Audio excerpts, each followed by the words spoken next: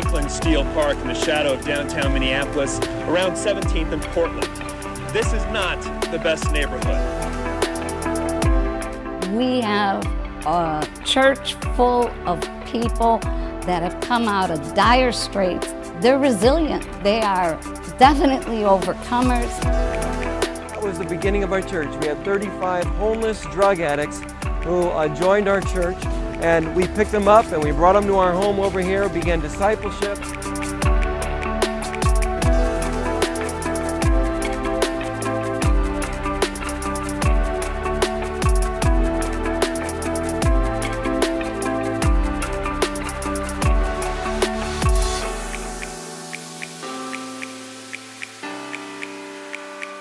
In August of 1995, and I seen a flyer saying free hot dog. So I go to the tent revival and hear all these testimonies how God healed and delivered and set people free from all kind of drugs.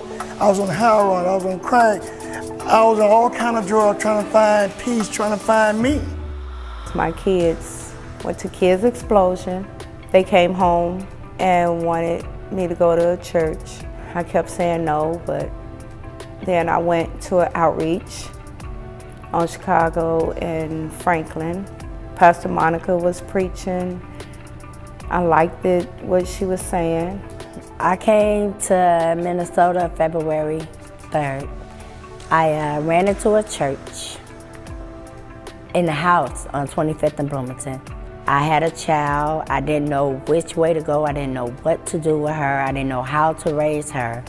I started using when I was 16 years old, and I used to get high at home, and I guess it was somewhere along the way I tried treatment programs. I've been to treatment like 6 times, I think. But I could always get sober, but I could never stay sober. I came to ICCM 23 years ago, and I met Pastor Monica at the 410 shelter where I was homeless because me and my 5 kids had left Chicago from an abusive relationship. I was born in Shakopee, women's prison. And at the time, my mother was doing a 10-year sentence. I did fall short a couple times, and here I did some prison time through multiple relapses. I decided to just start getting involved in men's group here, and I have a job today. I have my own place. I'm clean and sober. I'm doing a lot of things in the church that I never thought I'd be doing. You know, I'm teaching discipleship now. I play the drums for the church. When I was out there, you couldn't trust me with nothing, you know. But today I got the keys to the church. You know, every year when they go out to Chicago, do the outreach, on Thursdays, I runs the church. My kids went to Kids Explosion, I went to church, and I've been here ever since. It's a new chapter in your life. I said, God, I'm 65, what can I do? He said, turn the page, new chapter.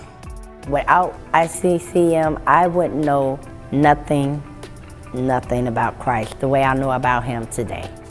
I was able to raise my kids up in the Lord, and they was able to live for the Lord and have a prosperous life. Like the generations, there's so many young kids that come through that line, right? They hear that testimony. They hear where God has brought me from the addictions and the drugs, and some of the stories that I tell, you know, it keeps me connected to ICCM. It keeps me connected to God.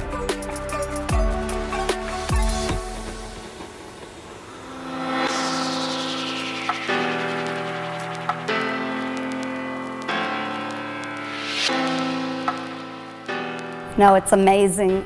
These last 25 years, we've been able to see families coming to know Jesus Christ, coming out of poverty and addiction, but not only them, their children, and today their children have children. So we've been able to see generational changes. Every changed life is because of you praying for them, supporting us, being a part of the volunteer teams. Nobody has been changed on their own. It's been the body of Christ coming together and you've made that miracle happen. Thank you for supporting us. Thank you to all of our staff and our team members who've labored with us over the years.